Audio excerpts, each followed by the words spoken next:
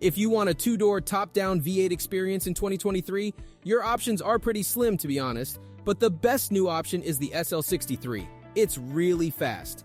Imagine a car that's a mix of styles. It's as classy as an Aston Martin, as tough as a Cadillac CT5V Blackwing, and as playful as a Toyota Supra. And guess what? You can drive it with the top down. It's pretty cool, right? Well, there are some things that might not suit everyone.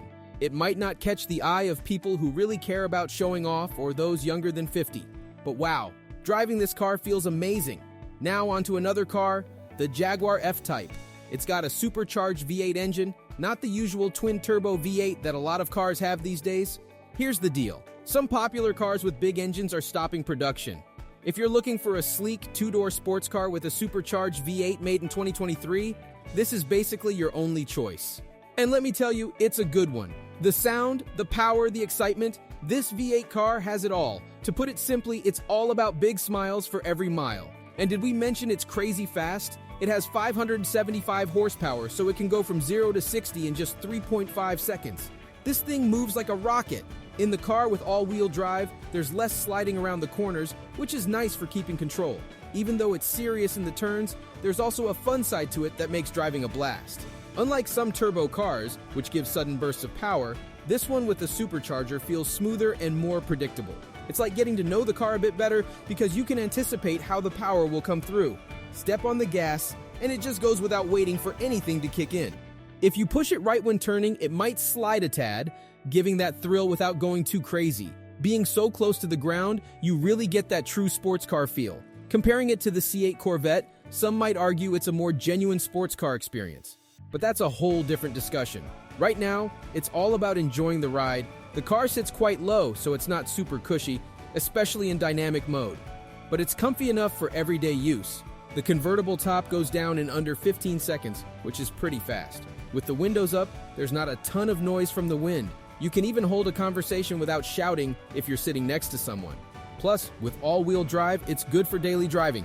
Sure, it's more intense than driving an SUV every day, but it's something you could handle regularly. Overall, it's a solid convertible for daily use.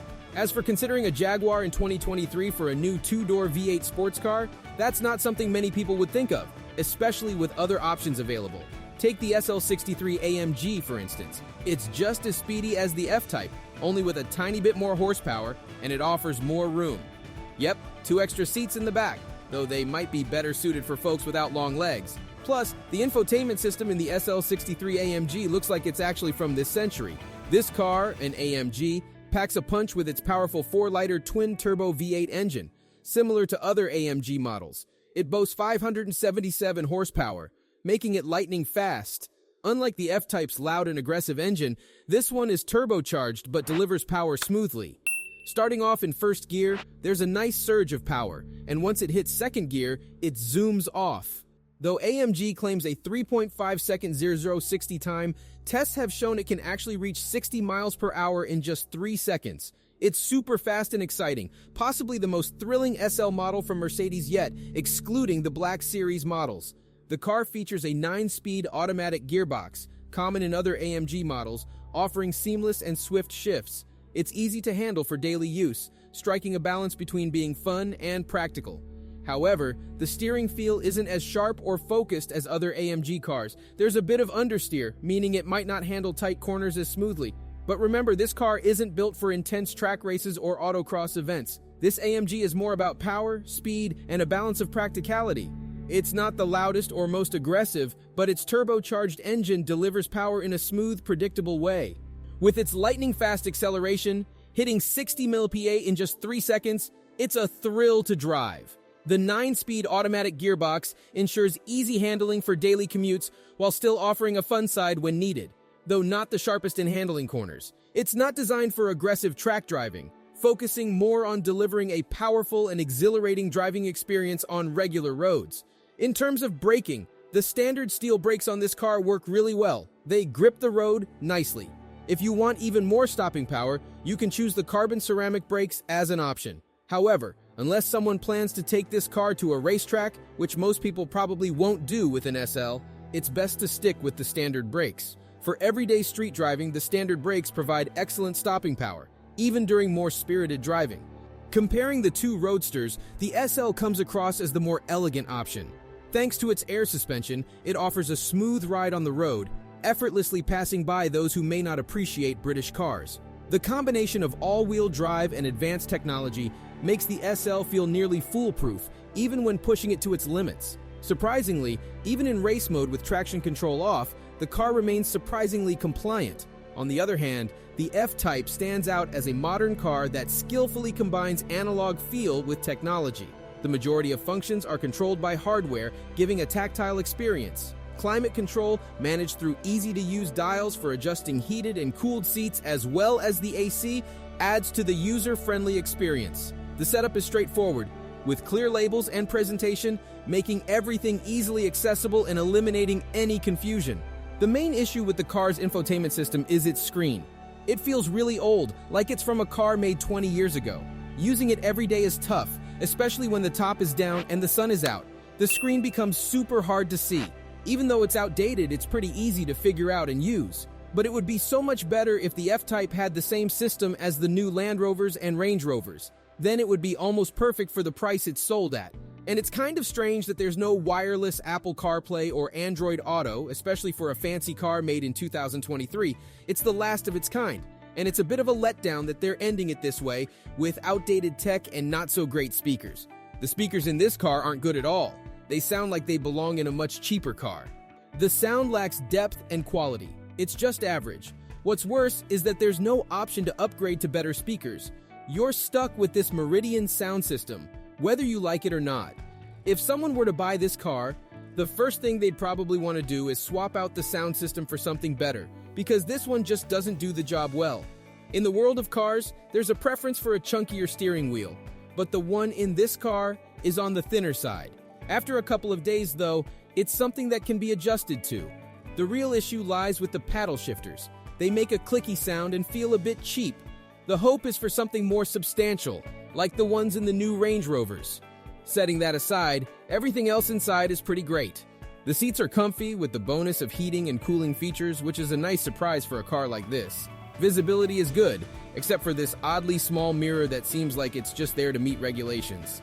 Surprisingly, there's ample room in this two-door Roadster, and for half the price of the SL60, the Roadster seems like a solid choice. While the F-Type may seem a bit behind in terms of technology and interior features, this car is packed with all the latest tech. It boasts the newest version of MBUX loaded with features. Even the convertible toggle is on the display. From automatic lane changing to massaging seats, wireless CarPlay and Android Auto, a fingerprint scanner, and a heads-up display. The list goes on. Sometimes it might feel a bit overwhelming with the abundance of tech, but it's hard to argue that anything crucial is missing from the overall experience. Moving on to the infotainment system, there's a notable downside. The screen seems outdated, like it's been taken straight from a 2-decade-old car.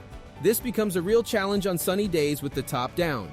Despite its age, the system is user-friendly, but one can't help but wish for the advanced setup found in the new Land Rovers and Range Rovers, and the absence of wireless Apple CarPlay and Android Auto in a six-figure 2023 vehicle is hard to excuse. It's worth mentioning that this might be the last of its kind, and it's a bit disappointing to see it go out with these tech and speaker shortcomings.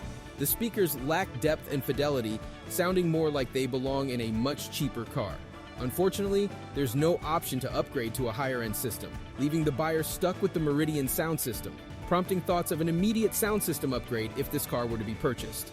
In this car, the Burmester sound system is way better than the one in the F-Type. When it's at 40 volume, it's as loud as the F-Type at 80%. The low bass in this car is amazing, thanks to a really powerful subwoofer, and the overall sound quality is fantastic. But you'd expect that from a $200,000 car. Unlike the F-Type, people on the road actually notice the SL. When driving the Jaguar, no one gave a thumbs up, but in the SL, it gets a lot of attention. It's surprising because it's not the wildest-looking Mercedes compared to older AMG and Black Series models. If someone wants a car that gets noticed more on the road, this is the one. Even though it's not all about what other people think, sometimes it's nice to get a little validation for a $200,000 purchase. There's been a lot of talk about how this car is not as powerful as its previous version. But really, in 2023, having a car that still makes such great sounds without any changes is a win. Just enjoy it while it lasts, because these kinds of things are disappearing. The SL63 in particular stands out as Mercedes' best V8-powered roadster ever. It's lightning fast, super fun to drive, and perfect for long trips. Plus, it's packed with loads of tech features.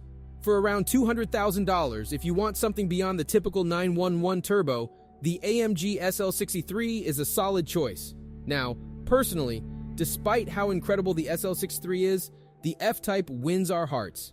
It might not be as modern as the SL, but every time we hop in, it's a thrilling driving experience. It's pure, emotional, and knowing it's the last of its kind makes it even more special. Let us know in the comments which car you'd pick for $100,000 or $200,000, both being V8-powered roadsters.